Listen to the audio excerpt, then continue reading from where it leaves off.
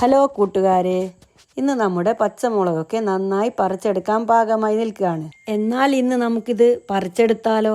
കൂടെ നമ്മുടെ ചെടിക്ക് നല്ലൊരു വളം ഇട്ട് കൊടുക്കുകയും ചെയ്യാം. നമ്മൾ ഉണ്ടാക്കിയ ചെടിയിൽ നിറച്ചും മുളകുകൾ കായ്ച്ചു നിൽക്കുന്നത് കാണുമ്പോൾ മനസ്സിനുണ്ടാകുന്ന ഒരു സന്തോഷം അതൊന്ന് വേറെ തന്നെയാണ്. കൂടുതൽ മുളക് ഉണ്ടാകാൻ കൊടുക്കുന്ന വളക്കൂട്ടും ഞാൻ ഇതിൽ കാണിക്കുന്നുണ്ട്.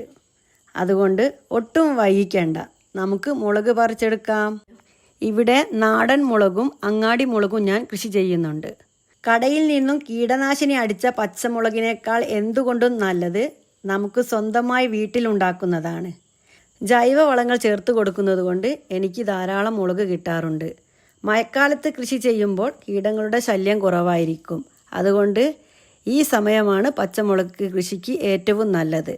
മുറ്റത്ത് സ്ഥലമില്ലാത്തവർക്ക് ടെറസിലും, ടെറസിൽ സ്ഥലമില്ലാത്തവർക്ക് മുറ്റത്തും ഇഷ്ടം പോലെ കൃഷി ചെയ്യാം. ടെറസിലും ഞാൻ മുളക് കൃഷി ചെയ്യുന്നുണ്ട്. അങ്ങാടി മുളകിൻ്റെ തൈകളായിരുന്നു ടെറസിൽ കൂടുതലും വെച്ച് കൊടുത്തത്.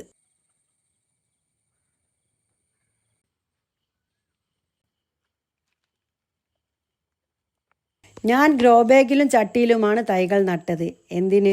ചായപ്പൊടിയുടെ കവറ്, പെയിന്റ് ബക്കറ്റിൽ വരെ തൈ പിടിപ്പിച്ചു. അതുകൊണ്ട് ഗ്രോ ബാഗ് ഇല്ലെന്ന് കരുതി കൃഷി ചെയ്യാതിരിക്കേണ്ട. കയ്യിൽ കിട്ടുന്നത് എന്തും ഉപയോഗിച്ച് നിങ്ങൾക്കും തുടങ്ങാം. ടെറസിലെ മുളക് ചെടികളൊക്കെ കഴിഞ്ഞ പച്ചക്കറിയുടെ സമയത്ത് നട്ടതാണ്. ഇതിൽ നിന്നൊക്കെ ആവശ്യത്തിന് വിളവെടുത്തു കഴിഞ്ഞു. അതുകൊണ്ട് ഇതിന് വളങ്ങളൊന്നും ചേർത്ത് കൊടുക്കുന്നില്ല.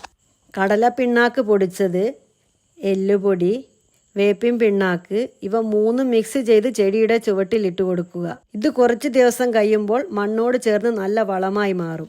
അപ്പോൾ നിങ്ങളും ഇതുപോലെ ഉണ്ടാക്കി നോക്കൂ. നല്ല ഒന്നാം തരം മുളകും നിങ്ങൾക്കും പറിച്ചെടുക്കാം.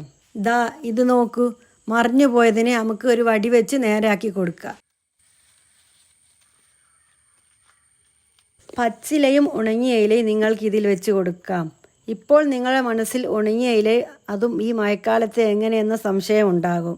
ഞാൻ റംബൂട്ടാൻ പ്രൂൺ ചെയ്തപ്പോൾ എടുത്തു വെച്ച ഇലകളായിരുന്നു അത്. എത്ര നോക്കിയാലും ചിലത് ഉണങ്ങിപ്പോകും. മുളക് കൃഷിയിൽ അത് സ്വാഭാവികമാണ്. കൂടുതൽ മഴയോ വേര് ചെയ്യലോ ആയിരിക്കാം ഇതിൻ്റെ കാരണം. നേരത്തെ മിക്സ് ചെയ്ത വളങ്ങളാണിവ.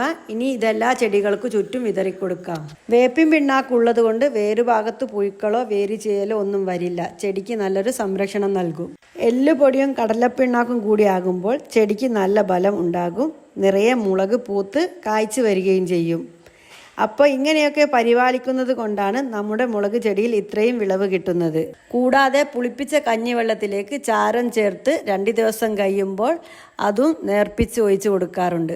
വീട്ടിലെ ആവശ്യങ്ങൾക്കുള്ളത് ഞാൻ എടുത്തിട്ട് ബാക്കി ഞാൻ അടുത്തുള്ള കടയിൽ കൊടുത്ത് കിട്ടിയ കാശ് ഞാൻ പ്രതീക്ഷിച്ചതിലും കൂടുതലായിരുന്നു. അതുകൊണ്ട് വീട്ടിലേക്കുള്ള പച്ചമുളകുമായി കയ്യിൽ ചെറിയൊരു വരുമാനവുമായി. അപ്പോൾ അത്രയേ ഉള്ളൂ.